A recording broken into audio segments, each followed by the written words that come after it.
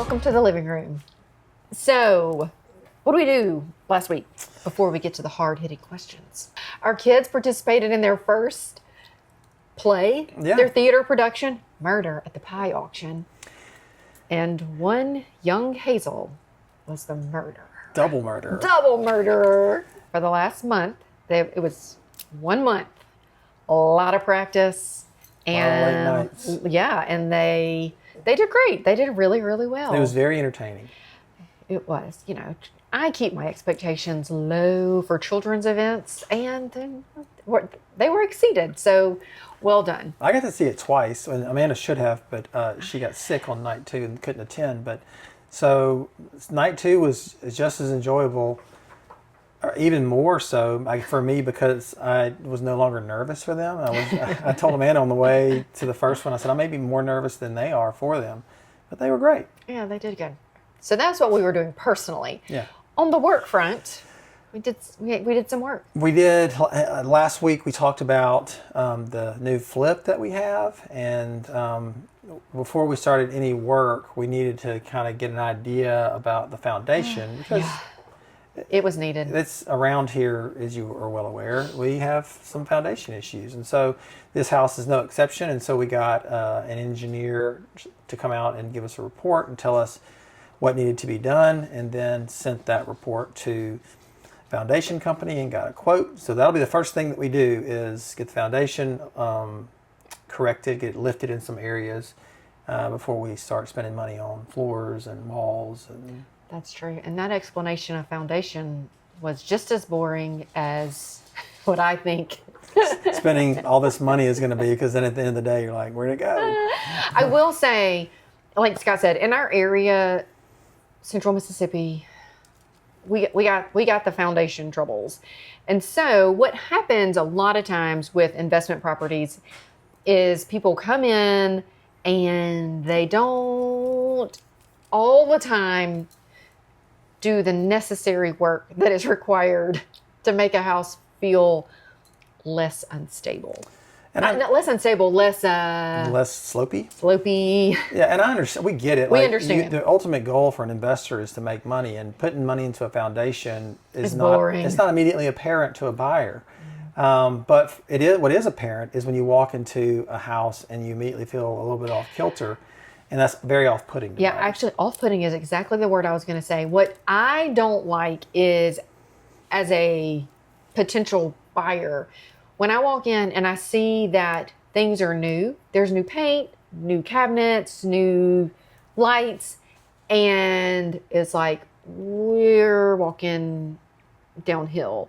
And so that is just honestly, I would rather the house be a disaster and walk in and be flat. And it be flat. We know how hard it is to sell a property that has issues from the get-go, and we don't want that to be one of them. And so that's something that we're going to spend the money on to do. We're going to do it. We're going to do it right, guys. With a warranty and everything. Lifetime, right? Yep.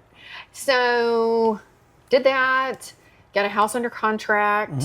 For a first for us, a D.R. Horton home in our neighborhood, in Clinton. Yeah. If you're not aware, D.R. Horton is a national builder, perhaps, and I could be wrong here, so don't quote me. One of, if not the biggest builders in the country, and they have their own systems and models for how this works. And it's a little bit different experience when you're dealing with them, because they have their own forms, their own processes, which are not necessarily bad. In fact, it's been quite pleasant working with them to date, and our buyers super happy with how things are going, and they were able to get some great incentives to get them to close before we found out the end of D.R. Horton's fiscal year. So they were really sliding that one in there and giving them some deals. And like other new construction homes, this is where the deals happen, guys. Yeah. I mean, you may not want a D.R. Horton home, or you may not want a fill-in-the-blank builder home, but that's really where we're seeing seller concessions come out to play. We've sold a couple of new constructions, including this one, over the last couple of months, and they are like, when we wrote what I thought was an over ask into the contract of a previous one, they're like, yep, we'll do it.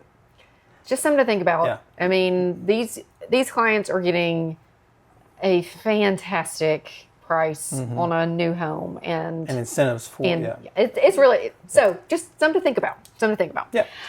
Okay. I got a question for you. Okay. So you know how we talked about the importance of working with quality lenders, quality agents, other agents. How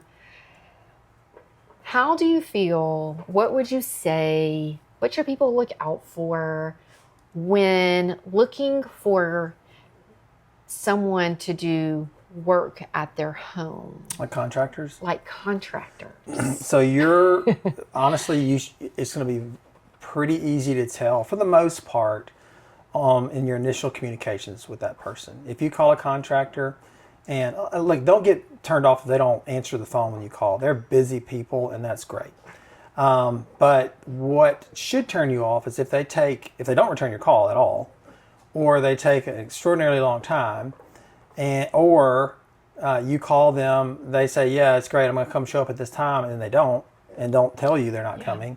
Amanda once gave somebody like 4 chances to come quote a deck for us. Have I got some stories. So not just contractors, all types of anybody you want to do business services. with. Yeah. Like there's some personal things going on that I'm going to bring up about working with quality providers. Yes. It is just as important to me now, having been on the receiving end of some bad... It's less than stellar service. And we're not going to say any names. Just know that the people that I'm going to share a story about will not be on any recommended vendor list that we provide. So we have another rental house and a giant tree fell on it. We've talked about that. And then also there were some other dead trees in the back that needed to be cut down. And so our next door neighbor also had some, and he had a guy come and quote him, and he said, hey, maybe if we go in together, we can get a deal, cut all these trees down. And because of the way the trees were falling, they needed to take down our fence and drop trees in each other's yard, which was fine. We know the guy, great. So his happened pretty quickly. But not as fast as you would like, but it happened sooner than ours. Yes. So this was the last week of December. I didn't expect him to work over Christmas or New Year's. I was okay with that. Well, we are in September. And there's still a tree that needs to come down. Also, in the process of cutting some of the other trees down, another tree fell on our house. It didn't fall. It was cut. It was cut. I was trying to be generous. I'll be clear exactly who's responsible for that. So, in trying to save some money, this has gone on for the better part of a year with extra damage to the house. And really inconvenient for our There's renters in there now, and they have been very, very gracious about this whole thing and understand. And y'all, it is terrible. Contrast that with when the big tree fell on the front of the house. Scott called Jonathan Poe, who we will say his name, and his guys came out. Jonathan came out. He came out that day to look at it, and it was a Sunday night. I didn't expect him to cut it off the house that night, and he said if it had been dangerous, he would have taken care of it that night. But he was out there first thing in the morning the next morning, and they worked all day and got the tree off, cut up, hauled off, everything. Giant tree. Yeah. Giant tree. Messed up the whole front yard. It was a whole thing. One day versus 9 months. And it's still not going. It's still not complete. And so I'm saying all that to say sometimes it's worth the extra money to have a reputable company or person get the job done in a timely manner without damaging other things. We know accidents happen, but still. At the very least, make sure they're bonded and insured. That's right. It goes back to you get what you pay for. And we always say get quotes from multiple people. And so you don't have to use the highest, you don't have to use the lowest, but it really can cause more trouble than some pennies that were saved. If you call somebody, a contractor, and they're not busy, might be a reason. There's probably a good reason for that. Oh, I can get you in tomorrow. Yeah. Yeah. So I would say one, we have a list. We're happy to pass out of our recommended contractors. Got all kinds of different services and different skill sets.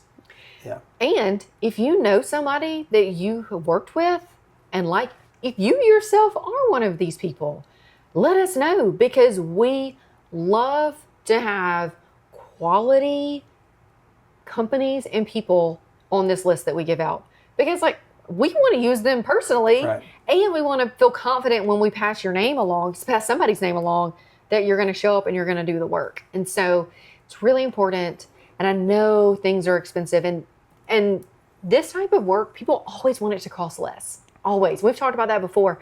It's like when you don't do home projects, and so you're like, oh, well, painting my room should cost like $200. Come to find out, it might be $1,000. And you're like, whoa, that's too much. Well, that's just what things cost. But it's very important to find people who do quality work. Mm-hmm.